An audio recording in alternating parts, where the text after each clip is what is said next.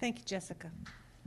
I appreciate your commitment to doing the absolute best by your children, which is all of your children, both of your children, but in particular Sahara. So thank you for telling your story. And it's a story of what can be done that's good, and what can be done that impacts everybody in a positive way, and what the joy that your daughter brings. And so thank you for sharing that.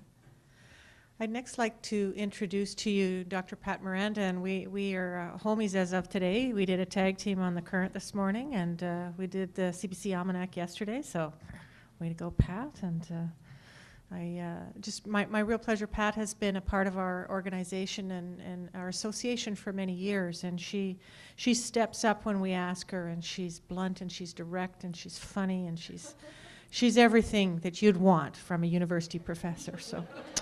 And she has a way of answering questions that really cut to the heart of what we need to talk about. Dr. Pat Mirenda is currently the professor in the Department of Educational and Counselling Psychology at the University of British Columbia, where she has been on the faculty since 1996. She's also a board-certified behavior analyst, and in 2004, Dr. Mirenda received the Killam Faculty Teaching Prize from the Faculty of Education at UBC. And she was named Fellow of the American Speech Language Hearing Association. In 2008, she was named Fellow of the International Society for Augmentative and Alternative Communication. And in 2009, she became Director for the Center of Interdisciplinary Research and Collaboration on Autism at UBC. And I was cautioned not to say all of those things, Pat, but I felt I wanted to anyways, because you don't like those kinds of introductions. But I think it's important to do it anyway. And I want everyone here to know that what you bring to this conversation, just in and of yourself, but also in the work that you do. So I'd like to welcome Dr. Pat Mirenda.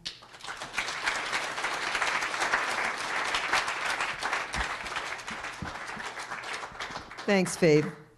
What do I touch here to make this happen? So, see over here, there's that arrow. Okay, good. All right. All right. So Vianne did a terrific job of giving us a worldview of inspiration, and thank you, Jessica, for sharing your family's story. They got to do the inspiring part. I get to do the sort of, academic part. So I'm going to take a little bit different tact on this and maybe just talk about the alternatives in some concrete terms, because I think it's important to understand that there are indeed alternatives to seclusion and restraint. I think the most distressing thing for me about this conversation, well, about the results of the survey and the conversation, is that we know how to do this differently, right? This is not a secret, right? There's a lot of research and a lot of literature out there that is available to teachers and administrators and parents who don't mind reading academic journals and other kinds of places to be able to talk about what it is that we can do differently to prevent these things. So that's really what I want to focus on a bit. We've already looked at definitions, so I just want to review this, and I'm doing this for a reason, because I think it's important to understand what restraint and seclusion is and what it's not. So I think of restraint as the use of physical procedures or mechanical devices that limit freedom of movement for an extended period of time. So an example, obviously, is holding an individual in an immobile position for an extended period of time. We've heard about prone restraints and so forth and so on. A non-example, behavior analyst that I am, I have to always give examples and non-examples, are things like holding or blocking a student's hand very briefly to prevent that student from grabbing another student or hitting himself, right? Now, in a sense, that's restraint, but it's not big R restraint, it's little r restraint, and in emergency situations, which we're going to talk a lot about in the next 20 minutes, that kind of intervention might be necessary. Another example is using a belt or a strap or another device to fasten someone to a chair. We've heard about that, and I'm not talking about someone who needs to have a lap belt to be held properly in a wheelchair. I'm talking about someone who's literally strapped in a chair so that person can't get out when he or she wants to. But a non-example is, for example, using a car lock on a door to prevent somebody who's inside the car from opening the door and flinging themselves into traffic when they have a history of doing that.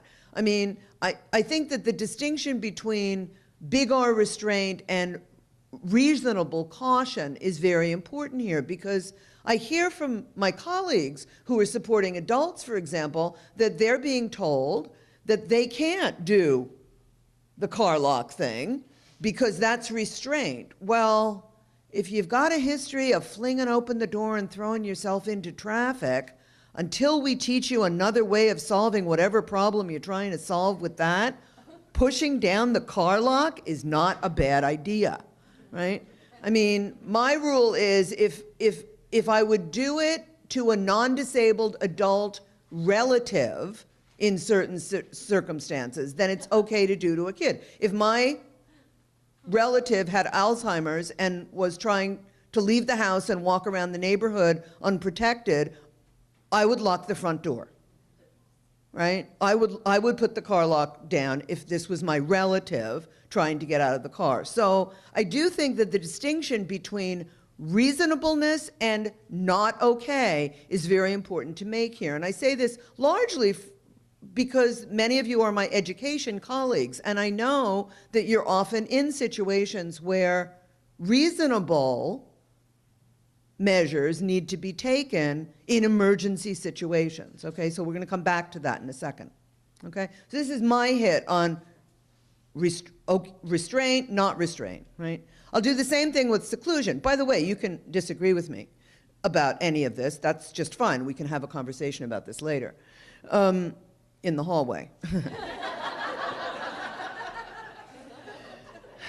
So I think about seclusion as being placement in an isolated area for an extended period of time and being prevented from leaving that area. You're not allowed to leave, okay? So placing an individual in a locked room or in a room where a person of authority blocks exit, right? So it's not locked, but I'm not letting you leave, right? That's not okay. That's seclusion. Sending a student to sit on a chair for a few minutes to think about the fact that he just threw a book across the room in the corner of the classroom in full view of everyone, not so much. So this isn't about timeout, not timeout, in my mind. It's about it's literally about seclusion. I think that's a very important word to use, right? Is the student being isolated from peers for an extended period of time, and that isolation is initiated by an adult and terminated by an adult? Okay? It's not, here's a space, I'm feeling myself becoming frustrated. I'm a student now. I'm feeling myself becoming frustrated and overwhelmed. I ask if I can go to that space for a while because I need some space. I'm allowed to go there, the door is open, I'm not prevented from leaving. I go in and take a few deep breaths or do a math problem or two, right? Chill out, and then I leave when I'm ready to leave and come back and join the group, right? So this isn't about, is there a place? It's about who sends me there, who tells me I should come out, and when am I going there? Am I going there before I have a problem to calm myself down, or am I going there after I have a problem because I'm out of control now and you don't know what else to do? Does that make sense? I mean, I think these may seem like ivory tower academic distinctions, but I don't think they are. I think they're very important to think about when we're having this conversation. Okay, so a couple of myths about, I'm using R/S for restraint seclusion. A couple of myths about restraint seclusion, some of which have already been dealt with, so I don't want to belabor this. Myth number one is that the restraint and/or seclusion are effective strategies for reducing, in the long term, the frequency of destructive, disruptive, or dangerous behaviors, right? Like, this is actually therapeutic somehow. No. Okay, I will tell you flat out, no. Restraint and seclusion have no research evidence to support the likelihood that they're going to reduce problem behavior in the long run, and that they have therapeutic value. And as you saw in the film, they often have anti-therapeutic value, both for the people who are experiencing it and the people who are watching it being experienced. And, oh, by the way, let's not leave the third group of people out of the picture. The educational assistants, teachers, and administrators who engage in these practices are also not having fun, right? It is also traumatic for those people to have to engage in these practices when they feel like they don't have any alternative, right? Nobody's going like, well, I restrained a kid 3 times today. How many did you do? You know, I got 3. You only got 2. I won today. I did worse than you did. Nobody's having this conversation, right? This is not pleasant for the people who are having to do it either. And I think that's a really important thing to say, right? Because sometimes I think it sounds like maybe somebody thinks this is swell, and it's not swell. Myth number 2, including restraint and seclusion in safety plans, we are going to talk about safety plans now, is sufficient as a strategy for supporting students with destructive, dangerous, and disruptive behavior. Safety plans are WorkSafe BC requirements, right? Plans that are designed to protect staff from getting hurt. They're WorkSafe BC requirements, right? Often, when students have dangerous, disruptive, or destructive behavior, the only thing in place is the safety plan because, well, that's what Work BC says, we gotta have one, so here it is. A safety plan is not a behavior support plan. A safety plan is for the staff.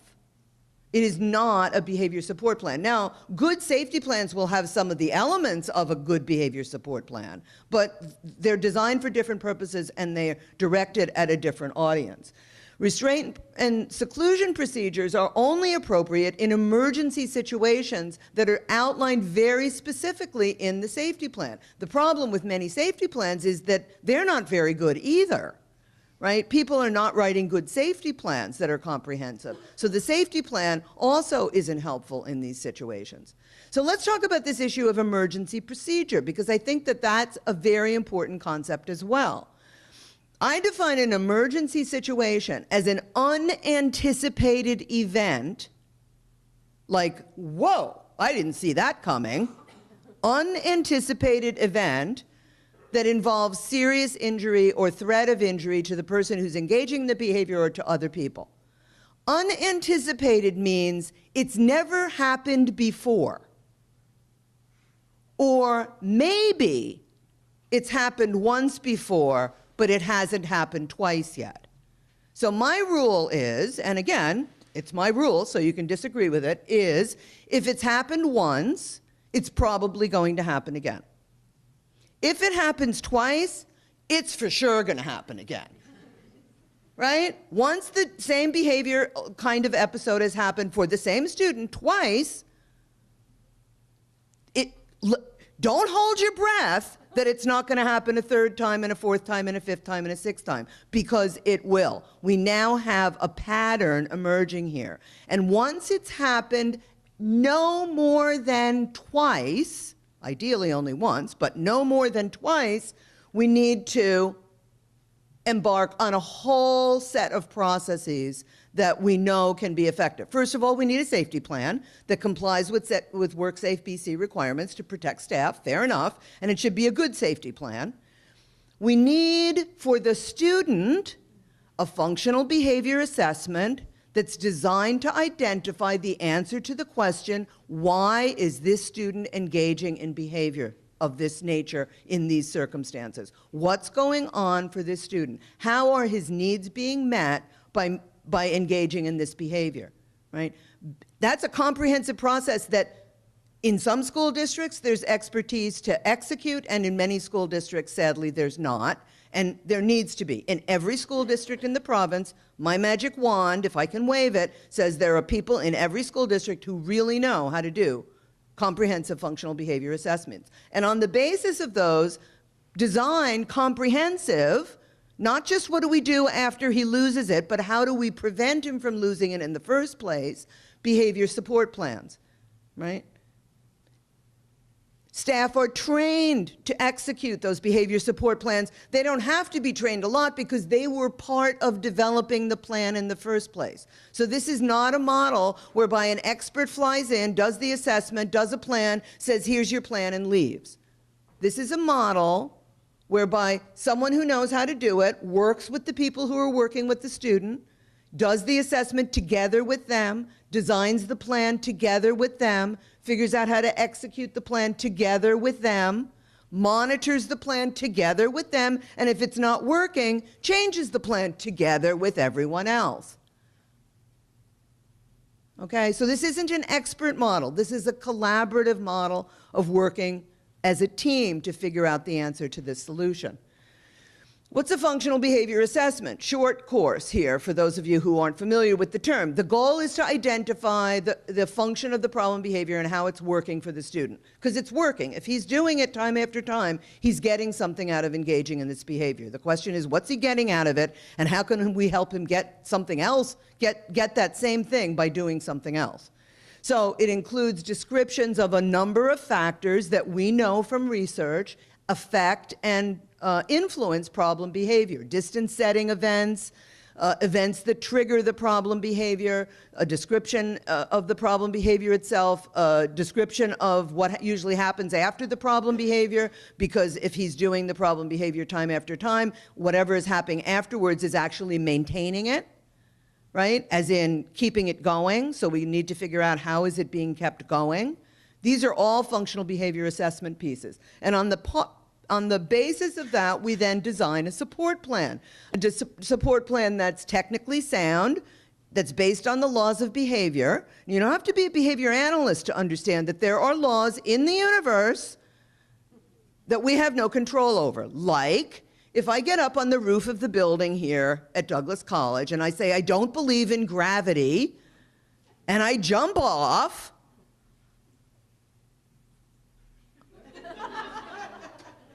I will fall, right? Gravity is a law of the universe, and whether I believe in it or not, or know anything about it or not, it affects me if I contradict it. The laws of behavior are like that too. They exist in the universe. If I'm not aware of them, or I say I don't believe in them, which is even worse, too bad, so sad, they're going to affect me anyway, right? So I need to understand how to design a technically accurate behavior support plan that's contextually appropriate. That means it can actually be done in the classroom where the student, and in the school where the student is included, right? Not in some like abstract clinic somewhere, but in the school. And that ultimately, the goal of that support plan is to enhance quality of life. I want the student to have a better life, not just less behavior, but a better life because of this support plan. And that means that it has to have a number of elements. It have to have strategies that are addressed at the setting events, that are addressed at the antecedent triggers. The most important thing is that the support plan has to have strategies for teaching alternative replacement behaviors, so that he has another way of meeting his needs that doesn't consist of behaviors that require restraint or seclusion, right? There's a whole array of strategies that need to go into the support plan, right? And we know this approach works. This isn't me like hoping that maybe if we did this, perhaps it would be effective for a kid or two. We know this works. There has to be the assessment, there has to be the support plan, and there has to be a safety plan that protects staff. Fair enough, right? And the elements of the safety plan also have to are also going to match in some ways the elements of the behavior support plan. So the safety plan is also going to describe, for example, minor problem behavior that acts as a signal that a big problem behavior is about to follow. We call them whispers of problem behavior. Because if I can intervene at the whisper stage, I prevent the big behavior from occurring. That needs to be in the safety plan, because that's an important thing for staff to know. I need to know when I see the whispers, how do I then de-escalate the behavior? Then, not after he's lost it and I now have to restrain or seclude, but then when I see the first whisper, how do I bring it down and help the student resolve it better, right? If that doesn't happen, and we get to the big guns behavior, how do I do a restraint and or seclusion procedure that's going to be as brief as possible, as less intrusive as possible, and is not going to happen very often? And how am I going to debrief after the incident? How am I going to debrief staff? How am I going to debrief the other students? How am I going to document every single episode and inform parents? This is what a safety plan should look like, right? This is what a safety plan should look like. Most safety plans don't have most of these elements in them, okay?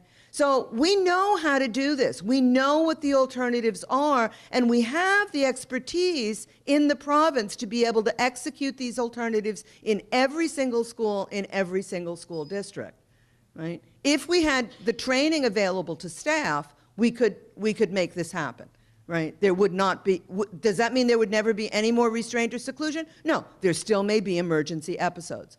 But emergency means emergency. It doesn't mean ongoing routine practice. This is happening day in and day out, right? There's a big difference there. So here are the red flags that I want to leave you with. How do you know if you've got a problem?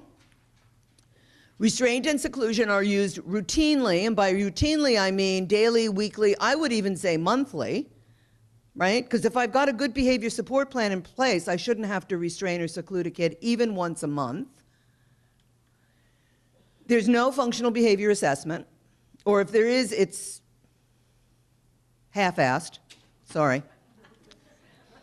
There's no behavior support plan in place that was designed in consultation with parents and the rest of the staff who are involved. Maybe there is a support plan in place, somebody came in, threw one down on the desk and left. That's not good enough. There's no safety plan that has, or the safety plan is used instead of the behavior support plan or as a behavior support plan, and they are two entirely different things. Staff haven't been trained to implement the support plan or the safety plan properly, right? So there's no training that's gone on, no ongoing support and training. There are no data. Red flag number one. How many times did you have to restrain him last week? Oh, well, gee, let me see. Did you do it Monday? I can't remember. Did you do it Tuesday? There are no data. Every single episode needs to be recorded because we need to know the answer to the question, is the support plan working? And if the support plan is working, there should be fewer and fewer episodes over time. If I don't have data, I don't know whether that's happening or not.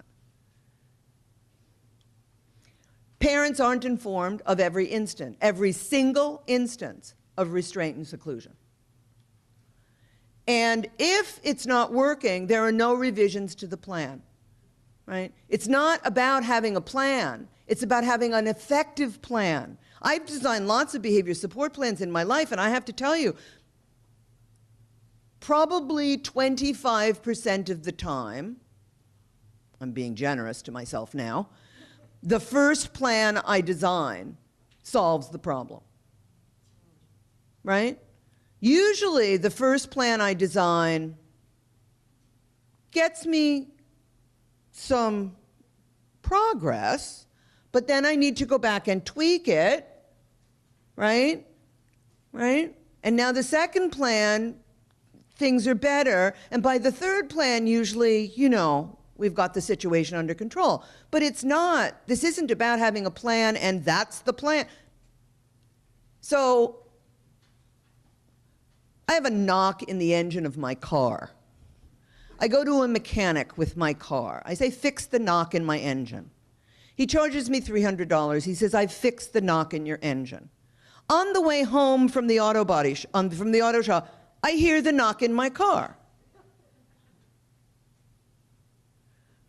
Choice A, my car is irretrievably damaged. The knock will always be there. An expert has seen the car, tried to fix it, failed, and so I just have to put up with the knock for the rest of my life. Choice B, I need to find another mechanic. Okay? What we're doing when we're using restraint and seclusion on a persistent basis is we're saying choice A. This kid, we have a plan, we got the experts in, we made a plan, it's not working, we have to restrain and seclude, we have no choice. The kid is irretrievably broken.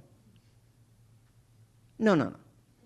we need to go to a different mechanic, right? We need to bring more expertise to bear. We need to bring more people into the situation who have other things in their bag of tricks, right? We need to be committed to the idea that it's not necessary. This is the language that gets used, that we don't have any choice. He just loses control. It's the only option available. We don't want to do it, but restraint or seclusion are our only options. We cannot believe that. We must believe that there are solutions for every single kid to be meaningfully included without having severe behavior problems in every single school in this province. Thank you.